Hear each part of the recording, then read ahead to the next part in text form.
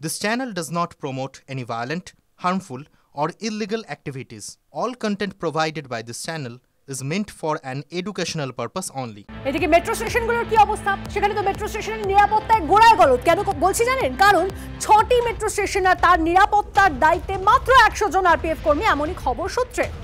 6টি মেট্রো স্টেশনের মধ্যে দক্ষিণেশ্বরের মতো গুরুত্বপূর্ণ স্টেশনও চাকরি বাঁচাতে মুখে কুলুপ কর্তব্যরত আরপিএফ কর্মীদের, যেখানে 4টি gate, bag scanner, metal detector, CCTV, স্টেশনের নিরাপত্তার জন্য অফিসার থেকে স্টাফ মিলিয়ে মোট 50 জন আরপিএফ দরকার। সেখানে অর্ধেকেরও কম লোক দিয়ে চলছে নিরাপত্তার কাজ। পর্যাপ্ত কর্মী না থাকায় বাড়ছে কাজের সময়ও। এখন কেউ কেউ আক্ষেপ করছেন, শুক্রবার যদি ফোর্স বেশি থাকতো তাহলে এমন ঘটনা ঘটতো না। দক্ষিণেশ্বর স্টেশনে আমরা দাঁড়িয়ে আছি। কালকে নিরাপত্তা থেকে আজকে নিরাপত্তাটা একটু টাফ হয়েছে, মানে একটু বেড়েছে। যারা নিত্যযাত্রী তারা একটাই দাবি করছেন, মেট্রো যাত্রা মানে হচ্ছে তাদের নিরাপত্তার যাত্রা। সেই নিরাপত্তার যাত্রায় যদি এরকম ঘটনা ঘটে, একজন আরেকজনকে ছুরি মেরে দেয়, তাহলে তারা আতঙ্কিত তো হবে। তাদের মধ্যে একটাই আতঙ্ক যে তাদের সাথে এরকম ঘটনা ঘটবে না তো।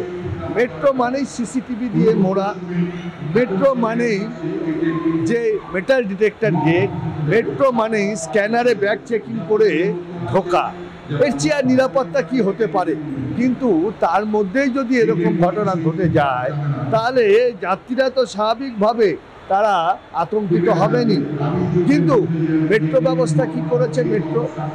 মেট্রোর যে স্টাফ 100 জন যদি স্টাফ থাকে, 6টা স্টেশনে পরপর ডিস্ট্রিবিউট করে দেওয়া হয়েছে।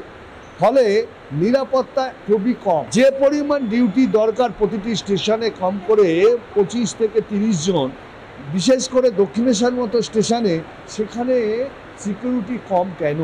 অর্থাৎ নতুন করে নিয়োগ করা হয়নি রেলের তরফ থেকে, এমনটাই আমরা সূত্র মারফত জানতে পারছি।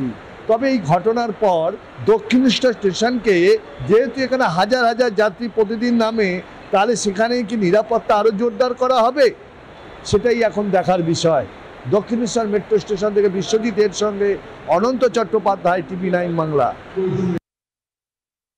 হঠাৎ এরকম ঘটনা ঘটে যাচ্ছে, আমরা কোনোদিন কল্পনা করিনি দক্ষিণেশ্বরের মতো জায়গায় এরকম ঘটতে পারে।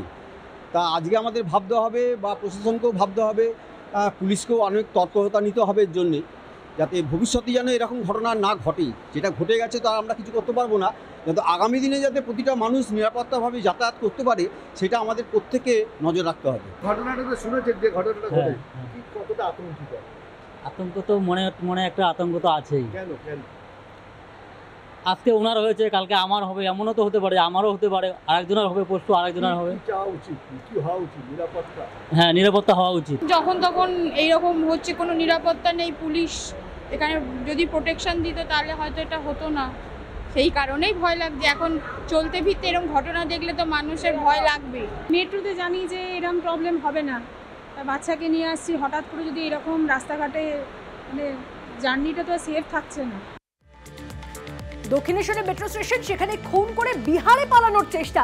হাওড়া স্টেশন থেকে গ্রেপ্তার মূল অভিযুক্ত মনোজিৎ যাদব, তাকে খুন করে, অর্থাৎ সহপাঠী মনোজিৎ যাদবকে খুন করে পালানোর চেষ্টা করে সে, এবং ক্লাস 11-এর সেই ছাত্র, তাকে গ্রেপ্তার করা হয়। তার মা বোনকেও আটক করেছে দক্ষিণেশ্বর থানার পুলিশ।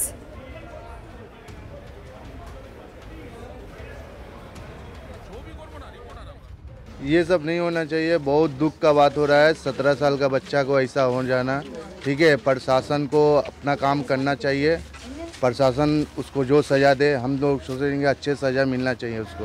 এখানে খুব ভালো ছিল, কারোর সঙ্গে কোনো ঝুট ঝামেলা হতো না। এখানে বাড়ির পাশেই সবসময় থাকতো। পড়াশোনা করতো বাগবাজার হাই স্কুল। স্কুলে গেছিল, সঙ্গেই এসছে। স্কুল থেকে ফিরছিল? হ্যাঁ, সঙ্গেই এসছে, আর ব্যাগেই রেখেছিল চাকু। আচ্ছা। আর যে স্টেশন থেকে বাইরে বেরিয়ে সাইডে ঠেলে। আগে কি কোনো রকম কোনো গন্ডগোল? না, এরকম কোনোদিনই কিছু হয়নি। খুন শুধুমাত্র শহর কলকাতায় তেমনটা নয়, ব্যারাকপুরেও খুন, শিল্পাঞ্চলে সেখানে আবারও খুন, জগদ্দলে তৃণমূল কর্মীকে কুপিয়ে খুন, মাংস কেনার কথা বলে তৃণমূল কর্মীকে ব্যবসায়ীকে ডেকে এনে কুপিয়ে খুন, কল্যাণী এক্সপ্রেসওয়ের ধারে উদ্ধার তৃণমূল কর্মীর ক্ষত বিক্ষত দেহ। সকাল 7টার সময় আমি যখন দোকান খুললাম, এলাম, দেখলাম রক্ত পড়ে আছে, জুতো পড়ে আছে, দেখে থানাকে কমপ্লেন করলাম, জানালাম, ফোন করে জানালাম। জগদ্দল আর বাসুদেব ওরা এসে এবার তলাতে একটা বডি বের, এই বস বললো তো 50 বছর মতো। পুলিশ আমাদের একটু সিগনেচার নিল, আপনার যেহেতু সামনে হয়েছে একটা কমপ্লেন নিল, নিয়ে চিনতে পারছেন না? না আমি চিন্তা কি অবস্থা ছিল? বলটা আমি দেখিনি। এখনো পর্যন্ত মৃতদেহ পাওয়া গেছে, আমরা ময়নাতদন্তের জন্য পাঠাচ্ছি, সমস্ত কিছু আমরা চেষ্টা করছি। এখনই একদম যেহেতু প্রাথমিক পর্যায়ে আছে, এই সময়টাতে কোনো মন্তব্য করা সমীচীন হবে না। কিভাবে কি হয়েছে এটা এখনো কিছু বোঝা উঠতে পারছি না। পুলিশ প্রশাসন ইতিমধ্যেই দুজনকে গ্রেফতার করেছে, আর আশা করি কিনারা খুব শিগগিরই করতে পারবেন। কেন বা কিভাবে হয়েছে এই মুহূর্তে বলাটা ঠিক সম্ভব হচ্ছে না, পুলিশ পুরো ব্যাপারটাকে খতিয়ে দেখছে। মরছে মুসলমান, মারছে মুসলমান, আর ব্যারেকপুরে মজা দেখছে পার্থভূমি। 4 বছর ধরে ওদের ওই ঘর খালি, দোকান খালি করাবার একটা বাড়িওয়ালার সঙ্গে ঝামেলা ছিল। শওকত আলী নাম আছে, মিউনিসিপ্যালিটি কাছেই থাকে। ওই হলো মেন প্রমোটার, ওই এই কাজটা করিয়েছে এদেরকে দিয়ে। ও অনেক দিন ধরে পয়সাও নিয়েছিল কিছু, আবার ঘরও ছাড়ছিল না। এটা নিয়ে গন্ডগোল অনেক দিন ধরে চলছিল। এদের সবারই মাথার উপরে ফাইন্যান্সার হয়েছে শওকত আলী, যে ওখানে জেনারেল সেক্রেটারি আছে তৃণমূল মাইনরিটি সেলে। দেখবেন সবসময় পার্থভূমিকে স্পন্সর ওই করে, পার্থভূমিকে স্পন্সর মানে ওর দায়িত্ব।